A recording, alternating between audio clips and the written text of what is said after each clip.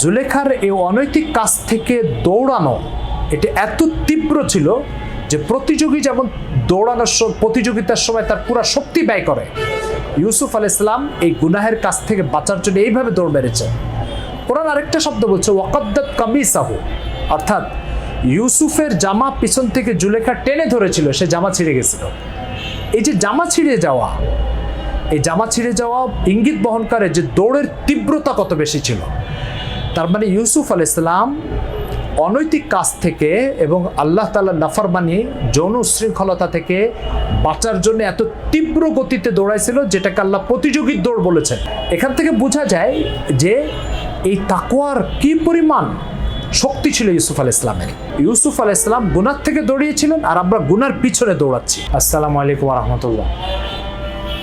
প্রিয় দর্শক ও শ্রোতাবৃন্দ, আজকে আওয়ার ইসলামের এই প্রোগ্রামে আপনাদেরকে স্বাগত জানাই। আজকে নবীদের তাকওয়া নিয়ে একটা কথা বলবো।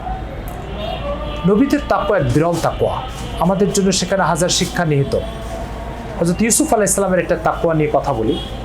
ইউসুফ আলাইহিস সালামকে যখন মিশরের বাদশার স্ত্রী জুলেখা অনৈতিক কাজের জন্য একটা ঘরে নিয়ে আবদ্ধ করলো, সেখান থেকে কোরআনের বক্তব্য অনুযায়ী তিনি দৌড় দিলেন। যখন দৌড় দিল, তো দৌড়ের অবস্থাটা কোরআন বলছে, সেখানে তিনি কোরআন শব্দ ব্যবহার করছে ওয়াস্তাবাকাল বাব। ইস্তাবাকা এটা প্রতিযোগিতার অর্থে ব্যবহার হয় কোরআনে।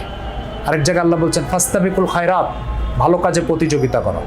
তার মানে জুলেখার এই অনৈতিক কাজ থেকে দৌড়ানো এটা এত তীব্র ছিল যে প্রতিযোগী যেমন প্রতিযোগিতার সময় তার পুরো শক্তি ব্যয় করে, ইউসুফ আলাইহিস সালাম এই গুনাহের কাছ থেকে বাঁচার জন্য এইভাবে দৌড় মেরেছে। কোরআন আরেকটা শব্দ বলছে ওয়াকাদ্দাত কামিসাহু, অর্থাৎ ইউসুফের জামা পিছন থেকে জুলেখা টেনে ধরেছিল, সে জামা ছিঁড়ে গেছিল। এই যে জামা ছিঁড়ে যাওয়া, এই জামা ছিঁড়ে যাওয়া ইঙ্গিত বহন করে যে দৌড়ের তীব্রতা কত বেশি ছিল। তার মানে ইউসুফ আলাইহিস সালাম অনৈতিক কাজ থেকে এবং আল্লাহ তাআলার নাফরমানি যৌন উশৃঙ্খলতা থেকে বাঁচার জন্য এত তীব্র গতিতে দৌড়াইছিল, যেটাকে আল্লাহ প্রতিযোগীর দৌড় বলেছেন। আর সাথে সাথে এত তীব্র ছিল যে পিছন থেকে জুলেখা টেনে ধরছিল, জামা পর্যন্ত ছিঁড়ে জুলেখার হাতে থেকে গেছিল। এখান থেকে বোঝা যায় যে এই তাকওয়ার কি পরিমাণ শক্তি ছিল ইউসুফ আলাইহিস সালামের। আমরা আজকে একটা মোবাইল নিচ্ছি, সে মোবাইল দিয়ে টিপে টিপে বের করছে গুনাহের জায়গা কোথায় আছে। তার মানে ইউসুফ আলাইহিস সালাম গুনাহ থেকে দৌড়িয়েছিলেন, আর আমরা গুনার পিছনে দৌড়াচ্ছি। এদিকে কোরআন বলছে ফাস্তাবাকা, এটা দ্বিবচন। তার মানে ইউসুফও দৌড়াইছে, জুলেখাও দৌড়াইছে। জুলেখা কেন দৌড়াইছে? জুলেখা দৌড়াইছে গুনাহ করতে যে, জুলেখা গুনাহ করার জন্য, ইউসুফ আলাইহিস সালাম গুনাহ থেকে বাঁচার জন্য। তো আমাদের অবস্থা হচ্ছে, আমরা তো নবীর উত্তরাধিকার বা নবীর অনুসারী এটা তো দাবি করি, কিন্তু আমাদের ভিতরে জুলেখার অনুসরণটা বিরাজমান। সেটা কি? জুলেখা গুনাহ করার জন্য ইউসুফ আলাইহিস সালামের পিছনে দৌড়াইছে, আমরা মোবাইল টিপে টিপে গুনাহ বের করতে থাকি। বলেন জুলেখার কাজ করে কি ইউসুফের ফজিলত পাওয়া যাবে? প্রশ্ন আসে না। এই জন্য কোরআনে এই সূরা ইউসুফের শেষে আল্লাহ তাআলা বলছেন ইন্নাহু মাইয়াত্তাকি ওয়া ইয়াসবির ফাইন্নাল্লাহা লা ইউযিউ আজরাল মুহসিনিন।